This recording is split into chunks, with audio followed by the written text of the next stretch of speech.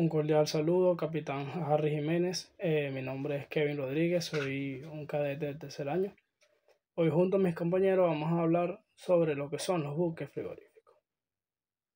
El buque frigorífico es aquel destinado para el transporte de mercancía que necesita tratamiento térmico para poder conservar en buen estado. Este tratamiento térmico puede consistir en la refrigeración o la congelación, oscilando entre 12 a menos 30 grados de temperatura.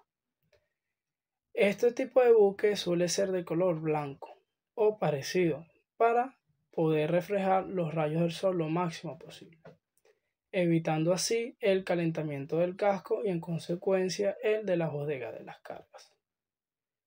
Si el barco se ha diseñado para el transporte de carga refrigerada como frutas, verduras o etc., sus curvas y líneas son finas para poder permitir alcanzar una velocidad de hasta 18 a 21 nudos. Sin embargo, para aquellos buques destinados al transporte de mercancía congelada, la velocidad no es un factor tan importante ya que la mercancía está muerta y congelada. Ok, entonces continuemos con los materiales que son usados en este tipo de buques.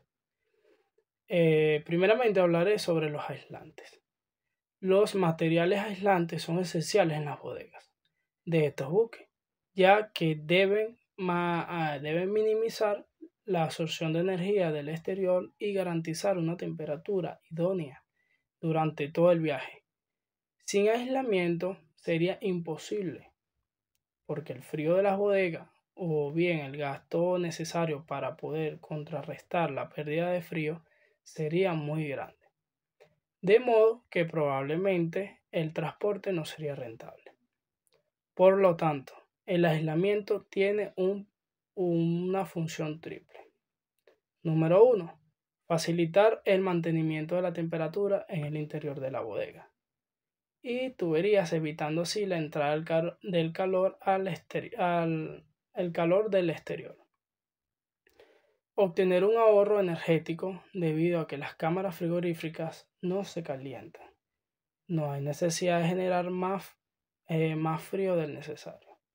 Y número 3, impedir que el vapor del agua del exterior penetre en el interior, pues la presión de vapor del aire del exterior es superior a la del interior.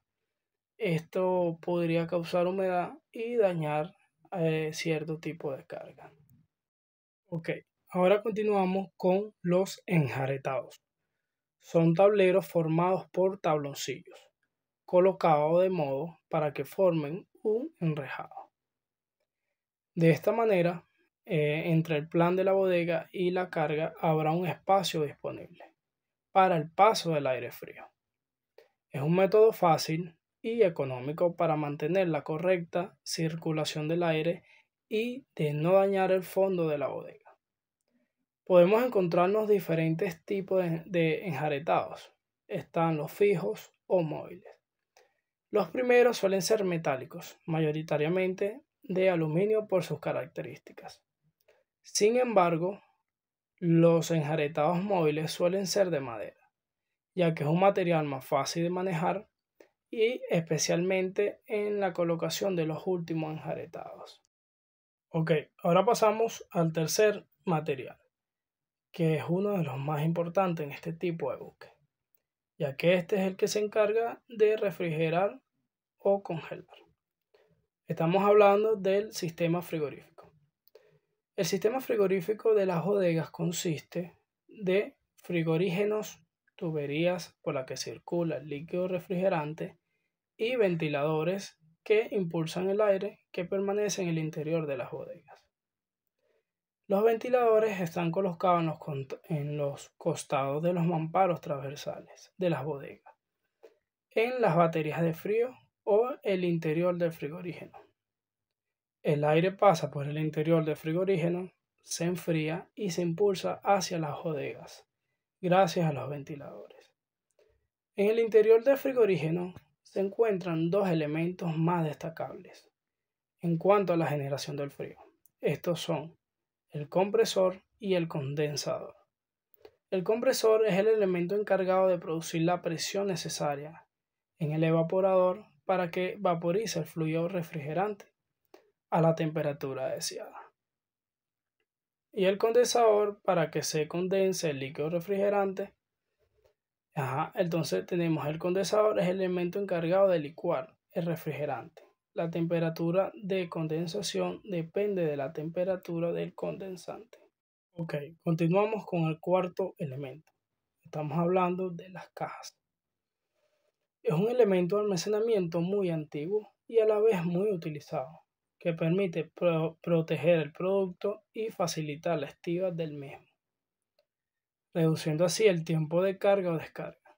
Pueden estar fabricadas de madera o de cartón, aunque de último, a pesar de ser más utilizado por ser más económico, es más propicio a dañarse, debido a la humedad y a los cambios de temperatura que ocurren dentro de esas bodegas. El diseño de las cajas es muy importante y deberían de cumplir las siguientes características. 1.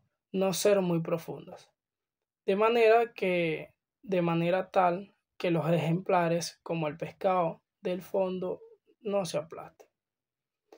Ha de tener la longitud necesaria para que el producto quepa sin necesidad de ser doblado. 3. Han de tener el volumen adecuado para que puedan ser manipuladas por 1 o 2 operarios. 4. Han de estar construidas de un material que no manche ni contamine el producto. Y 5. Han de ser lo suficientemente robustas para soportar manipulaciones bruscas, que son habituales en las operaciones de carga y descarga. Y por último, pero no menos importante, de los tipos de materiales, tenemos el sistema de monitoreo de temperatura. Esto consiste en sensores y sistemas de monitoreo continuo de temperatura en las bodegas para poder garantizar un control preciso de las condiciones del almacenamiento de la carga. Right. I continue with the effective launching. The effective launching of a refrigerated vessel is crucial to ensure the safety of cargo during navigation, especially in conditions maritime and adversaries. Use of a shacklet and sleeve. A robust shacklet and sleeve are used to secure the heavy load. These devices are connected to a structural launching point on the vessel, distributing the load evenly. Finally, we have a pyramid launching. The pyramid launching technique is followed to distribute pressure evenly and prevent load collapse. The load is arranged in layers, and each layer is latched in a pyramid shape for greater stability. Buen día, estimados. Los buques frigoríficos tienen similitud con los buques de carga general y otros tipos de buques en cuanto se habla de su sistema de estabilidad. Entonces, por tal motivo, es relevante tomar nota y noción de los aspectos de estabilidad de un buque. Recordemos que la estabilidad de un buque es la propiedad que éste tiene de recuperar su estado inicial, el aderezado, cuando un elemento interno o externo, o elementos internos o externos, como el mar o el viento, le afecta. Cada buque construido es diseñado con todos los parámetros planificados en el astillero, y con respecto a la estabilidad, se tiene consigo un plano o libro de estabilidad propio, al punto de estar descrito en sus planos o libros hasta el proceso de una estabilidad con avería. Los factores que pueden alterar la estabilidad de un buque son los pesos que se cargan y descargan, los cuales deben ser compensados con lastre para mantener una estabilidad positiva, así como agentes externos que le afectan como el viento y marea. Como ya se mencionó algunos agentes que afectan la estabilidad, ahora planteamos generalidades para tomar en cuenta en la estabilidad. La porción baja del buque soporta todo el peso del buque. La porción sobre el nivel de agua es la reserva de flotabilidad. La reserva de flotabilidad de un buque es la cantidad de peso que puede agregarse antes de que el cuerpo se hunda. Ahora la planteamos en la siguiente imagen. La línea de máxima carga es aquella que indica la carga máxima que puede adquirir un buque mercante sin peligro para su seguridad, planteada también en la siguiente diapositiva.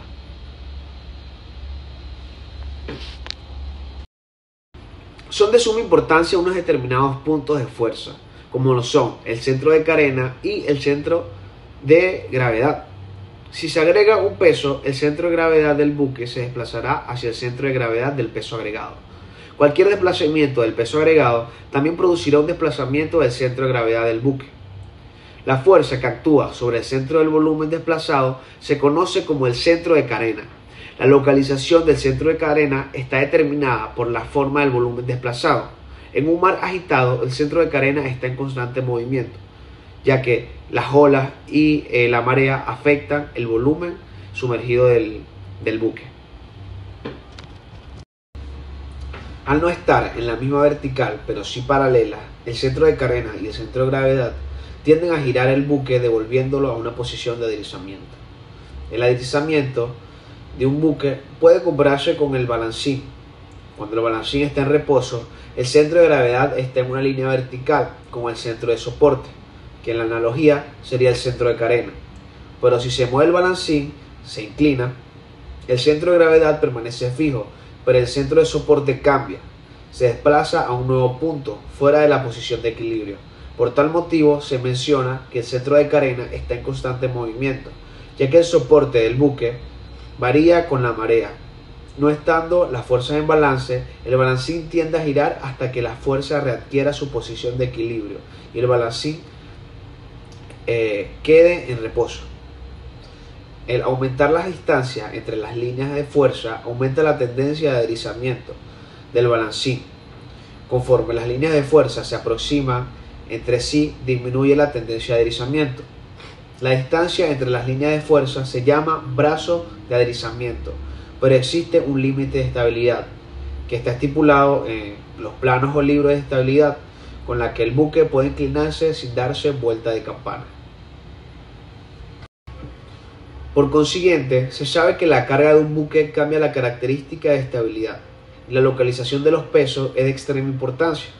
Un mismo peso colocado en una cubierta alta hará que el buque cambie su centro de gravedad y por lo tanto disminuirá la longitud del brazo de deslizamiento, poniendo en peligro la estabilidad.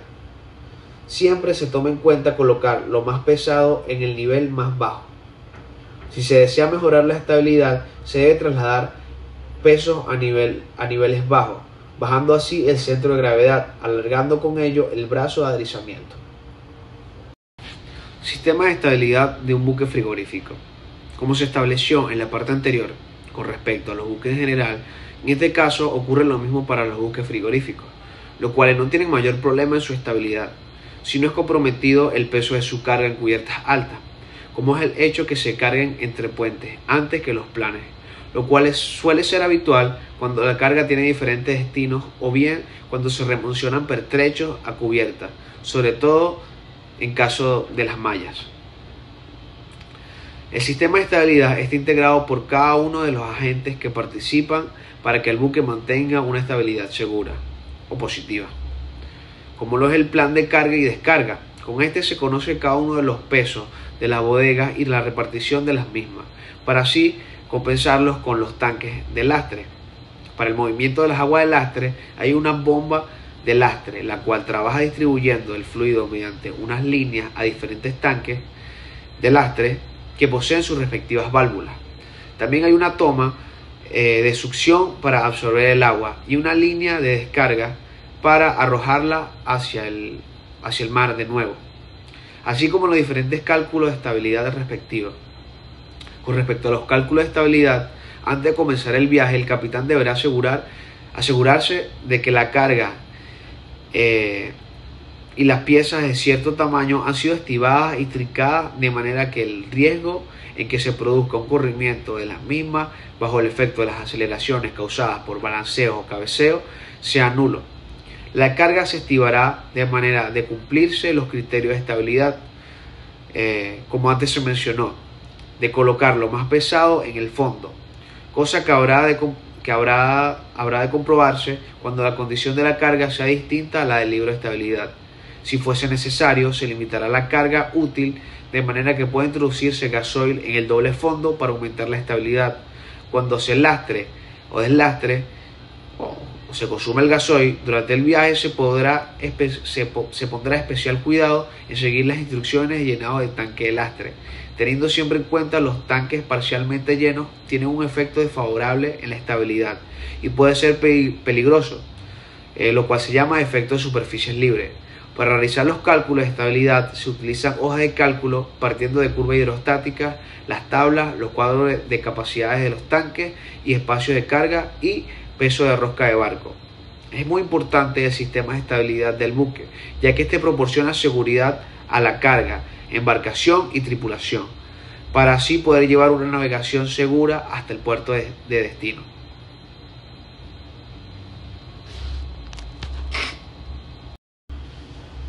Six types of chief motion.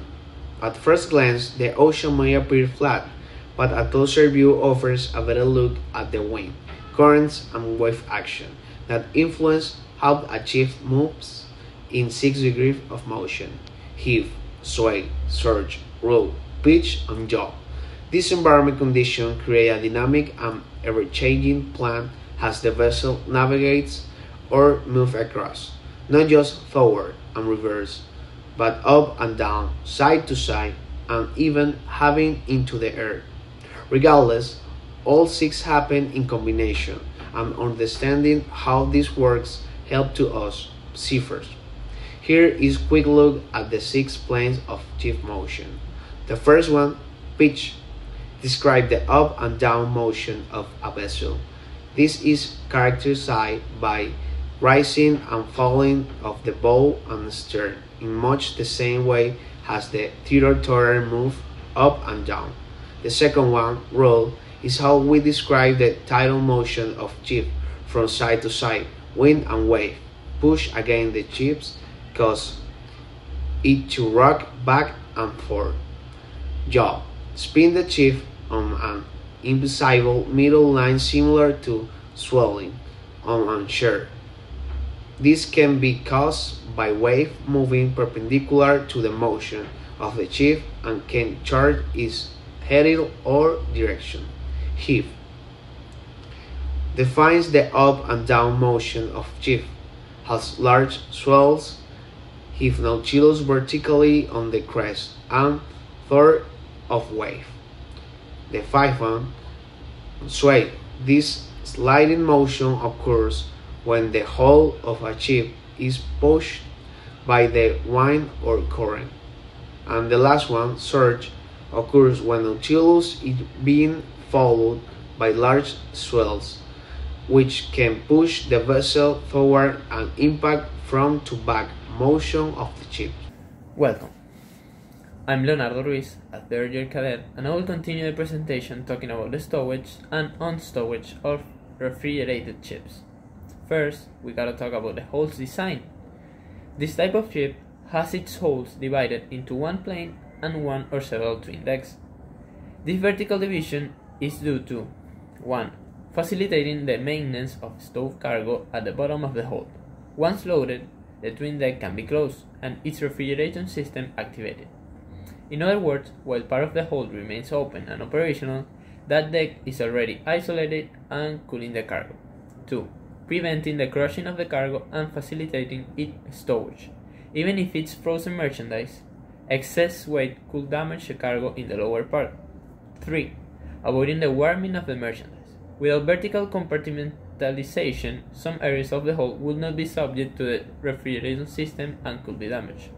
And 4th, allowing the separation of different shipments, whether by temperature, shipper, or discharge port. Currently, the hulls of refrigerated ships can be loaded with boxes, pallets, or bulk, in addition to general cargo, with or without refrigeration. Boxes are widely used as it helps protect the product and facilitates its stowage, thereby reducing loading and unloading times. Pallets are utilized to increase the speed of loading and unloading operations, since they can be easily moved with material handling equipment such as forklifts or cranes. allowing for the movement of large quantities of product in a short amount of time.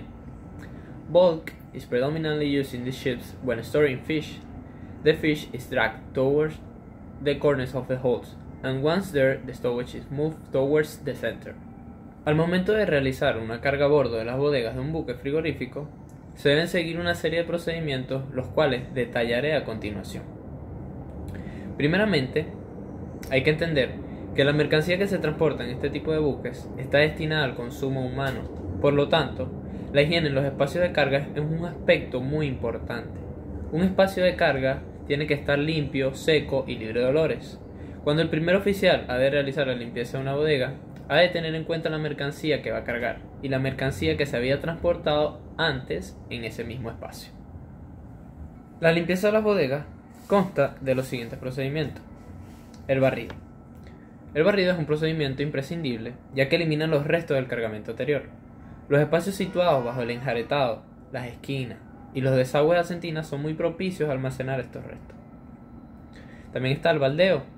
Por operación de baldeo se entiende al baldeo de techo, mamparos y piso de los espacios de carga, con su posterior lampaseo con jabón bactericida y su enjuague. También está la desinfección y desodorización, que se hace con el uso de jabones bactericidas. La formación de moho en los planes de la bodega es un problema muy habitual. Esto debido a que en estas zonas la ventilación es menor y la humedad es superior. Esta formación se debe erradicar, ya que es el paso previo a la aparición de hongos y bacterias. Para ello se usan distintos desinfectantes. Y por último está la ventilación, que una vez realizada la limpieza de todas las zonas de las bodegas, hay que realizarla. Al ventilar se consigue remover los últimos olores que pueden permanecer en el interior y renovar el aire, eliminando así la humedad.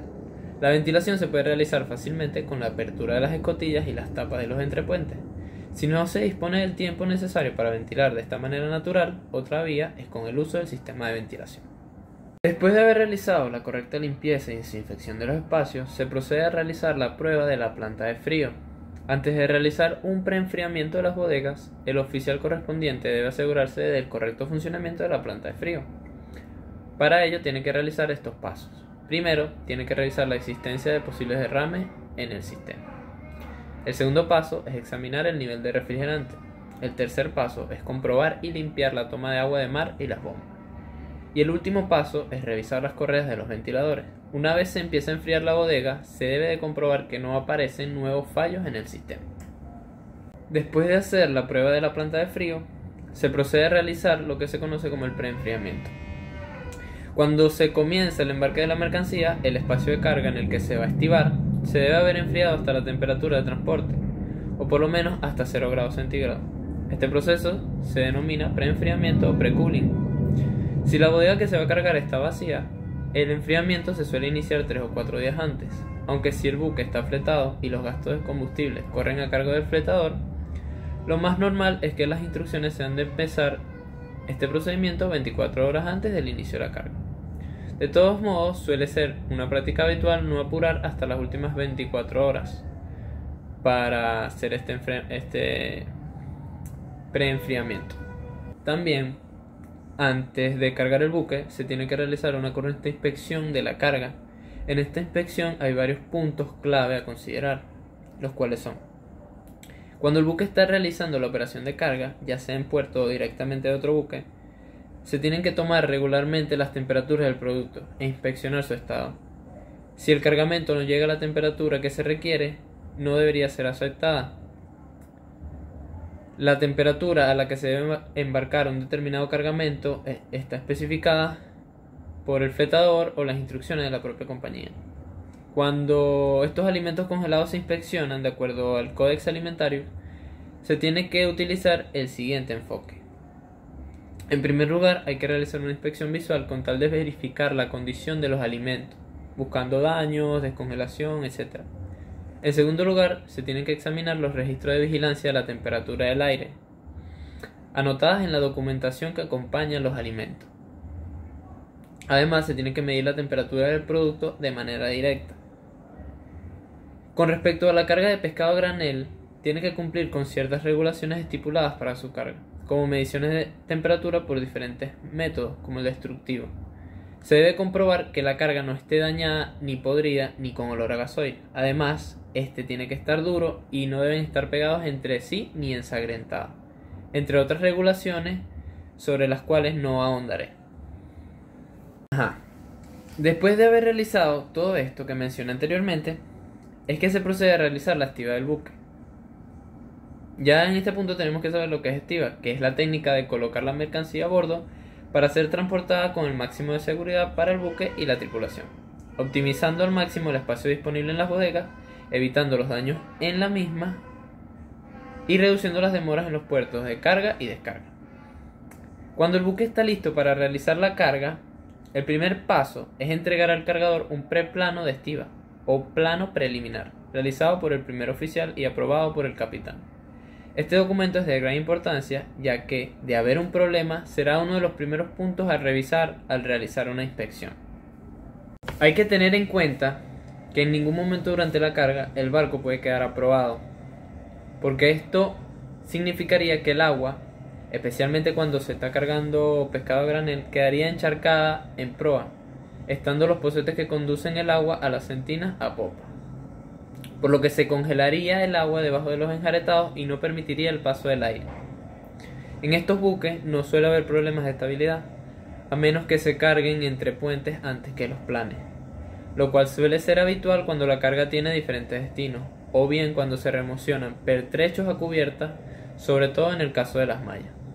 Para prevenir que la mercancía caiga al agua durante la carga en muelle, se colocan redes desde la borda hasta el muelle. Estas redes están hechas de cabos y se ajustan para compensar las variaciones de marea y calado. Cuando se procede a cargar el buque, se tiene que empezar la carga desde la parte de proa o popa, cerca de la batería de frío. Después se continúa cargando en la parte opuesta y luego en los espacios a babor y estribor, alternadamente para evitar escorar el barco. Finalmente se carga la parte central correspondiente a la abertura de la escotilla. En las imágenes que se pueden ver en la presentación, se puede ver la carga de unos buques frigoríficos.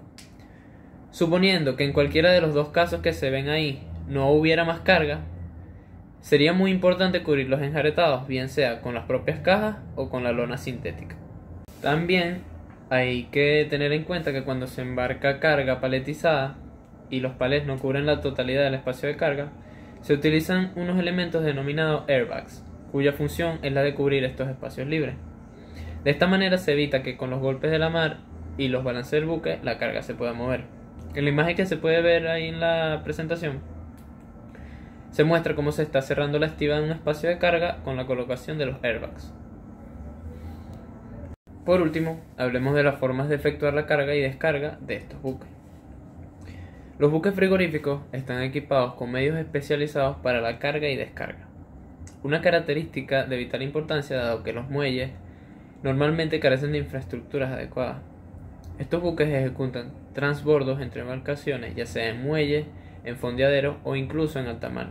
Este proceso es común al cargar pescado congelado, ya sea en cajas o a granel. La presencia de defensas en estos buques permite el abarroamiento seguro con otras embarcaciones por ambos costados. Durante estas maniobras se utilizan defensas de mano para garantizar una operación fluida. La duración de las operaciones de carga puede variar considerablemente, desde días hasta un mes, dependiendo de la complejidad de los transbordos y las condiciones del mar. Por último, y para finalizar esta presentación, aquí pueden observar unos planos de un buque frigorífico.